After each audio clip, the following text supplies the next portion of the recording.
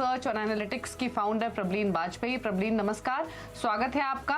और हम क्वेरीज लेंगे, लेकिन उससे पहले रिवर्स मॉर्टगेज स्कीम के बारे में बात करेंगे, क्योंकि हर रोज एक टॉपिक हम इसलिए लेकर आते हैं ताकि एक बेसिक इन्वेस्टमेंट अवेयरनेस भी फैला सके और इन्वेस्टमेंट से जुड़े तमाम पहलुओं को टच कर सकें। तो अगर हम रिवर्स मॉर्टगेज स्कीम की बात करें तो ये बेसिकली होती क्या है, होम लोन के विपरीत क्योंकि ये बेसिकली काम करती है, तो इसके मायने क्या है, प्लीज समझाइए।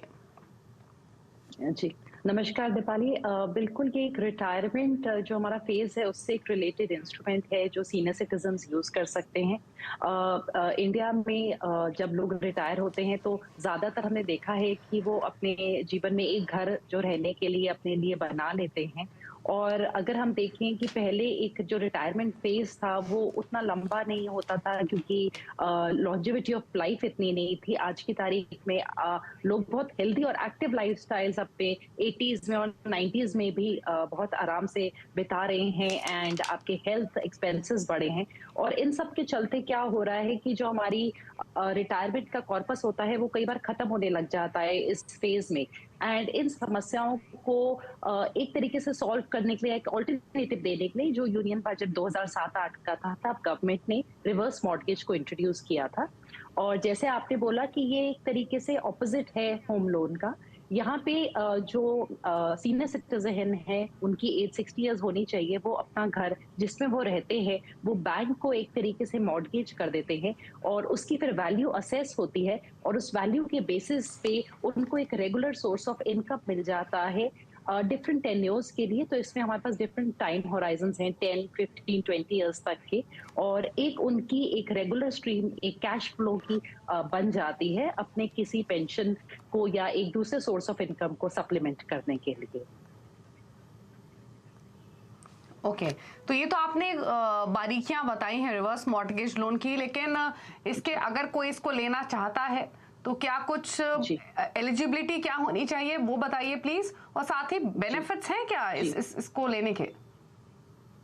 जी जी बिल्कुल दीपाली। एक तो जो भी सीनियर सिटीजन है वो 60 इयर्स के होने चाहिए और उनके स्पाउस की उम्र कुछ बैंक्स कहते हैं कि 55 तक भी चलेगी, कई लोग चाहते हैं कि 58 के होने चाहिए स्पाउस भी।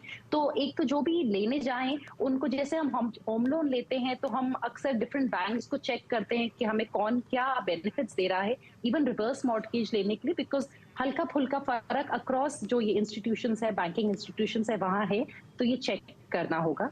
सेकंड इसमें दीपाली क्या होता है कि आपकी जो घर की वैल्यू है वो असेस की जाती है और उसका करीबन 80% तक वो आपको लोन के तरीके से दे सकते हैं, जिसपे आपकी एक इनकम शुरू हो जाती है। 20% तक का मार्जिन रखा जाता है, पर इसकी जो अपर लिमिट है वो 1 करोड़ पे सीलिंग आ जाती है। और ज्यादातर बैंक्स की मिनिमम जो रिवर्स मॉर्टगेज जिससे वो शुरू करते हैं वो 2 से 3 लाख की एक इनकम एक वैल्यू होती है। इसके अलावा इसका एक बहुत अच्छा बेनिफिट ये है कि अगर कोई चाहता है कि मैं 10 या 15 साल का लूं और उसके बाद भी वो जीवित है, उनको एक रेगुलर इनकम आती रही, तो दिवाली इसकी सबसे बड़ी चीज है कि इवन अगर उनका जो इनकम का टेन्योर था वो खत्म हो जाए, उसके बावजूद भी वो अपने लास्ट डे तक उस घर में रह सकते हैं और उनके स्पाउस भी रह सकते हैं। तो ऐसा नहीं है कि अगर किसी ने 15 साल का रिवर्स मॉर्टगेज किया और उसके 10 साल बाद तक वो जीवित रहे तो बैंक उनको बाहर कर देगा, बिल्कुल भी नहीं है। वो अपने लास्ट डे तक वहां रह सकते हैं। एंड एक और इसका बहुत बड़ा बेनिफिट है कि जो आपको इनकम आती है वो टोटली टैक्स फ्री है अंडर सेक्शन 1043। तो ये कुछ एडवांटेजेस हैं। बस यहाँ पे ये है कि अक्सर लोग चाहते हैं कि अपना घर बच्चों को दे के जाएं, तो बाद में उनको अपना वो घर जो उनके लीगल एयर्स होंगे उनको फ्री करवाना पड़ेगा उस पैसे को चुकता करके लोन अमाउंट के साथ। ठीक है, चलिए, तो ये रिवर्स मॉर्टगेज लोन के बारे में बताई हैं बारीकियां प्रबलीन ने, और व्हेन नीडेड एक ठीक ऑप्शन हो सकता है, इंपॉर्टेंट ये है। लेकिन चलिए अब सवालों करते हैं शामिल। अरुण कुमार अग्रवाल हमारे साथ मौजूद हैं। अरुण जी नमस्कार, बताइए क्या सवाल है आपका? मैडम हमने 7 SIP ले रखी है। 4,000 रुपए की केंद्रा रुपए को फ्लेक्सी कैप फंड है, 6,000 रुपए का एक्सिस स्मॉल कैप फंड है और 2,000 रुपए का पराग पारिक फ्लेक्सी कैप फंड है और 4,000 रुपए की क्वांट मिड कैप फंड है और 3,000 रुपए की PGIM फ्लेक्सी कैप फंड है और 2,000 का Mirae acid blue chip fund और 2,000 का कोटक ब्लू चिप फंड। ये हमने ले रखा है। हमारा टारगेट है 1.25 करोड़ इन 15 ईयर्स। और कितना टाइम हो चुका है आपकी SIPs को? ये 4 महीने शुरू हुआ मैंने, 4 मंथ रिसेंटली स्टार्ट है यानी। तो प्रबलीन, फंड्स का नाम तो इन्होंने आपको बता दिया, 23,000 के आसपास की SIP कर रहे हैं ये। तो प्लीज बताइए इनका पोर्टफोलियो आपको कैसा लगा, प्लस 1.25 करोड़ का गोल है 15 साल में। जी अरुण जी, आपने अच्छा पोर्टफोलियो क्रिएट किया है। आपकी जो चॉइस ऑफ फंड्स है वो भी ठीक है, पर एक तो कैटेगरी का डुप्लीकेशन थोड़ा ज्यादा है और उस वजह से 2-3 फंड्स का आपस में करीबन 58-60% तक भी ओवरलैप हो रहा है। तो एक मैं सजेशन दूंगी अरुण जी को कि 3 फ्लेक्सी कैप हैं। फ्लेक्सी कैप तीनों अच्छे हैं, पर मेरे ख्याल से कैनरा रुपए को फ्लेक्सी कैप से एग्जिट कर जाए, बिकॉज उसका उनके कोटक ब्लू चिप के साथ भी बहुत ओवरलैप है और बाकी 2 फंड्स के साथ भी हो रहा है डिसेंट ओवरलैप। तो एक एग्जिट की पहले तो सलाह है मेरी दीपाली। उसके बाद जो इनका टारगेट है 23,000 की SIP है, तो करीबन थोड़ा सा इंक्रीज करने की जरूरत है अपनी SIP को 4-4.5 हजार से, और 11% के रिटर्न को अगर हम लेके चले तो फिर ये अपना टारगेट वहां पे अचीव कर पाएंगे। और क्योंकि ये 70 साल तक का अपना टारगेट बना रहे हैं, तो अगर आज उनकी क्षमता है कि वो थोड़ी और इन्वेस्टमेंट कर सकते हैं तो बहुत अच्छा है। हल्का और आप अगर 6-7 हजार तक चले जाएं, ताकि हम बाय 67-68 इयर्स ये धीरे धीरे अपना इक्विटीज से डेट में शिफ्ट करके अपना जो कॉर्पस क्रिएट हुआ होगा उसको सिक्योर कर ले। वो मेरा एक सजेशन है। उसके अलावा जो पोर्टफोलियो है उसको कर सकते हैं कंटिन्यू, बट और फंड्स ऐड ना करें। ऑलरेडी डिसेंट साइज है इनके फंड्स का नंबर्स। ठीक है, ठीक है, चलिए। तो सजेशंस आपको देंगे आपके पोर्टफोलियो को लेकर। स्वप्निल मोरे मुंबई से हमारे साथ फोन लाइन पर है। स्वप्निल जी, गुड इवनिंग, बताइए अपना सवाल। Good evening ma'am. मैम मेरे एग्जिस्टिंग कुछ फंड है, वो मैंने आपको भेजे हैं। मुझे अभी एक रिटायरमेंट के लिए 1 करोड़ का एक पर्पस करना है और बेटी की पढ़ाई के लिए 25 से 50 लाख का।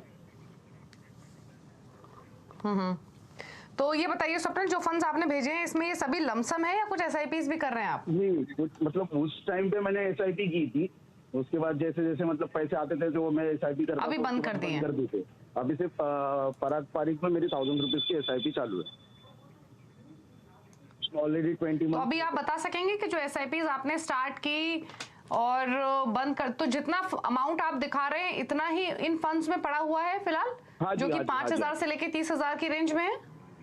हाँ जी, हाँ जी। ओके, ठीक है।